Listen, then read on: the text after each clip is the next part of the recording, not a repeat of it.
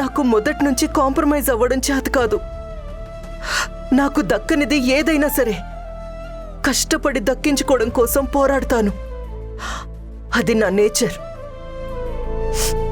భరత్ అంటే నాకు ప్రాణమే. ఆ విషయం నీకు కూడా తెలుసు. ఇక భరత్ నాకు దక్కడనుకున్న రోజు నేను చనిపోవాలని డెసిషన్ తీసుకున్నాను. పాయిజన్ తీసుకున్నాను. కానీ నా దరిద్రం ఏంటంటే అక్కడ చావు కూడా నాకు సపోర్ట్ చేయలేదు. ఆ దేవుడు చివరికి అక్కడ కూడా నన్ను మోసమే చేశాడు. నేను మంచిదాన్ని కానప్పుడు ఆ భగవంతుడు నన్ను చంపేయొచ్చు కదా. నన్ను ఎందుకే బతికించాలి? నా మెళ్ళో ఈ తాళి పడేలా ఎందుకు చెయ్యాలి చెప్పు? ఈ రోజు నన్ను ఎందుకు ఇంతలా హింసించాలి? అప్పుడే చచ్చిపోయి ఉంటే నాకు ఈరోజు ఈ పరిస్థితి వచ్చేది కాదు కదా. నిజానికి దేవుడు అందరికీ దేవుడే, కానీ నాకు మాత్రం దేవుడు కాదే. నా పాలిట ఒక దుర్మార్గుడు. రుద్ర, రుద్ర, ఏంటి ఇది? ఏడవకు. ఏడిస్తే సమస్యలు పరిష్కారం కావు. అనవసరంగా నీ ఆరోగ్యం పాడవుతుంది. నిజంగా నా ఆరోగ్యం పాడైపోయి నా ప్రాణం పోతే అంతకంటే కావాల్సిందేముంది చెప్పు? నా చావు నా ఒక్కదానికే రిలీఫ్ కాదు, ఈ కుటుంబానికి ఒక పెద్ద రిలీఫ్. నా కోసం కాకపోయినా కనీసం దేవుడు ప్రేమించే ఈ కుటుంబం కోసమైనా నా ప్రాణం తీసుకుపోతే బాగుండే. నాకు అన్యాయం చేసింది భరత్ కాదే, ఆ భగవంతుడే.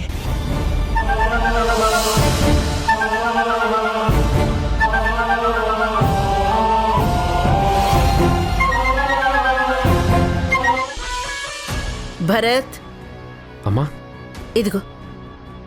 ఏంటమ్మా ఇది? నువ్వు చంద్రిక ఇక్కడి నుంచి దూరంగా వెళ్ళిపోతున్నారు. కొద్ది రోజుల పాటు మీరెక్కడున్నారో ఎవరికీ తెలీదు. కళ్ల ముందు కనిపించకపోతే ఆ మహాతల్లి దిగులతో ఈ ఇల్లు వదిలిపెట్టి వెళ్ళిపోతుంది. అంటే ఏంటమ్మా? ఆ రుద్రానికి భయపడి వెళ్ళిపోమంటున్నావు అంతేనా? భయపడాలరా, తప్పదు. ఎందుకంటే నీ భార్య చంద్రిక చేసిన పని అలాంటిది. తనని వదిలించుకోవడం అంత సులభం కాదని ఈ పాటికే మీకు అర్థమైంది కదా. లీగల్గా తన మీద ఏ యాక్షన్ తీసుకున్నా మనమే ఇరుక్కుపోతాము. ఆ విషయం అర్థమైందా? ముందు చూస్తే నువ్వు, వెనక చూస్తే గొయ్యి అన్నట్టు అయ్యింది మన పరిస్థితి. ఇలాంటి సమయంలో మనం సమస్యలకు దూరంగా పారిపోవడం తప్ప సమస్యల్ని ఎదుర్కొని పరిష్కారం చేయడం అనేది సాధ్యమయ్యే పని కాదు.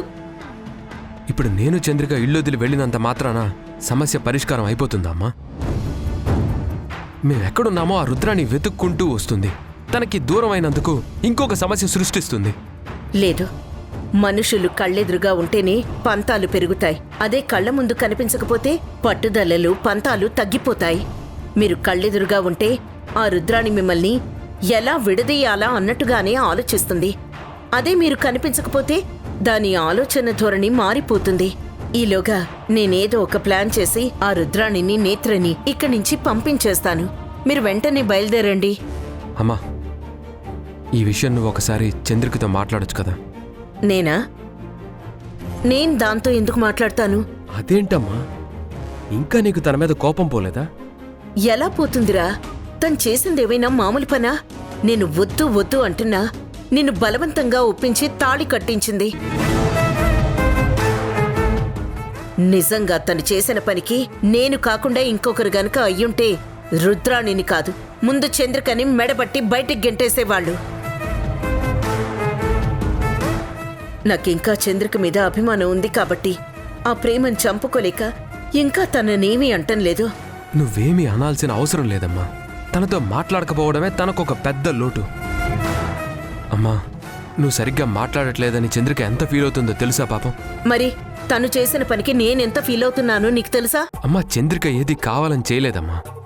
తనది మంచి మనసు కాబట్టి రుద్రాణిని చూసి అయ్యో పాపం అనుకుంది.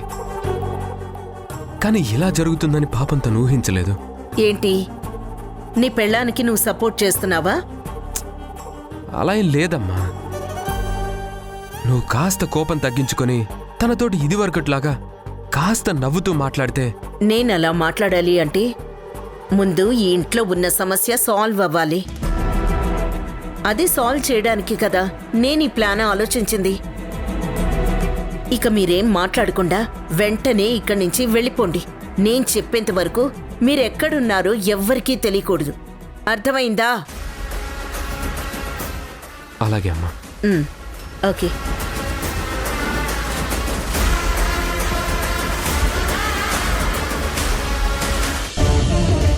నేత్రా, నేత్రా, ఏంటి రుద్ర, ఏమైంది? ఎందుకంత టెన్షన్గా ఉన్నావు? నేత్రా, అత్తయ్య గారు భరత్ని చంద్రికని ఇక్కడి నుంచి దూరంగా పంపించేస్తున్నారు తెలుసా? అవునా? ఎక్కడికి? ఏమోనే, నాకు తెలీదు. వాళ్ళిద్దరికి ఫ్లైట్ బుక్ చేసి కొద్ది రోజుల పాటు ఈ ఇంటికి ఈ ఊరికి దూరంగా వెళ్ళమని చెప్పడం నేను విన్నానే. సరే, వెళ్తే వెళ్ళారులే. ఇప్పుడేమైంది? ఏంటి నేత్రా, ఏమైందంటావేంటి? భరత్ నాకు కనిపించకుండా దూరంగా వెళ్ళిపోతే ఎలా చెప్పు? ఏంటి రుద్ర నువ్వు? 4 రోజులు కనిపించకపోతే నువ్వు ఫీల్ అయిపోతావంటున్నావే. రేపు భరత్ గారికి శాశ్వతంగా దూరం కావాల్సొస్తే అప్పుడేం చేస్తావ్? అలా అనుకు నేత్రా. భరత్ లేకపోతే నాకు జీవితం లేదు. ఆ విషయం నీకు తెలిసి కూడా నువ్వు ఇలా మాట్లాడడం కరెక్ట్ కాదు. చూడు రుద్ర, నేను ప్రాక్టికల్గానే మాట్లాడుతున్నాను. ఒక రకంగా మీనాక్షి గారు తీసుకున్న నిర్ణయాన్ని నేను కూడా యాక్సెప్ట్ చేస్తాను. నేత్రా, అవును, నువ్వు ఈ రోజు కాకపోతే రేపైనా సరే భరత్ గారిని మర్చిపోవాలి. అది ఈ రోజు నుంచే చిన్న చిన్నగా అలవాటు చేసుకోవడం మంచిది. అంత మాట అనకే. భరత్ లేకపోతే నేను బతకలేను. తనని చూడకుండా నేను ఒక్కరోజు కూడా ఉండలేనే. నేను వెళ్ళి వాళ్లతో మాట్లాడలేను. నా మాట వాళ్ళు వినరు. నేత్రా, నువ్వు వెళ్ళి వాళ్ళని బయటికి వెళ్లకుండా ఏదో విధంగా ఆపు. Please Netra, please Netra. ఏం మాట్లాడుతున్నావు రుద్ర? నేనెలా మాట్లాడతాను? అసలు నా మాట ఎందుకు వింటారు? నిన్ను ఎంతగా అసహ్యించుకుంటున్నారో అంతకి 10 ఇంతలు నన్నెక్కువగా అసహ్యించుకుంటున్నారు. ఒక రకంగా చెప్పాలంటే నీ మీద కంటే నా మీదే వాళ్ళకి ఎక్కువగా కోపంగా ఉంది. వాళ్ళు పొరపాటును కూడా నా మాట వినరు. నేత్రా, ప్లీజ్. నీ మీద ఎంత కోపం ఉన్నా చంద్రిక నీ మాట వింటుంది. ఆ నమ్మకం నాకుందే. వాళ్ళిద్దరినీ ఈ ఇల్లు దాటకుండా నువ్వే ఆపాలి. నేత్రా, ప్లీజ్ నేత్రా, ఈ ఒక్క సాయం చేసి పెట్టు. నీ కాళ్ళు పట్టుకుంటానే, ప్లీజ్. రుద్ర, ఏంటి ఇది? అసలు నువ్వేం చేస్తున్నావో నీకు అర్థమవుతోందా? నేత్రా, ప్లీజ్ నేత్రా, ప్లీజ్ నా పరిస్థితిని అర్థం చేసుకో. ఏదో విధంగా వాళ్ళని ఆపవే. రుద్ర, నువ్వు రోజు రోజుకి ఎంత దిగజారిపోతున్నావో నీకు అర్థమవుతోందా? అసలు అసలు ఎలా ఉండేదానివి? ఏ స్థితికి దిగజారిపోయావో ఒక్కసారి ఆలోచించవే. అదంతా నాకు తెలియదు నేత్రా. భరత్ని చూడకుండా నేనుండలేను. నన్ను తిట్టినా అసహించుకున్నా పర్లేదు, కానీ కళ్ళెదురుగా మాత్రం తనుండాలి. ఏదో ఒకటి చేయవే. నేత్రా, నా కోసం ఇంత చేశావు, ఈ ఒక్క హెల్ప్ చేయలేవా? ప్లీజ్. అది కాదు రుద్ర, వాళ్ళు డెసిషన్ తీసుకున్న తర్వాత మనం చెప్పినా వాళ్ళు వినరే. అలా అంటే ఎలా నేత్రా? మన ప్రయత్నం అంటూ మనం చెయ్యాలి కదా. ప్లీజే, ఈ ఒక్క హెల్ప్ చేసి పెట్టు. Please Netra, please. Netra, please.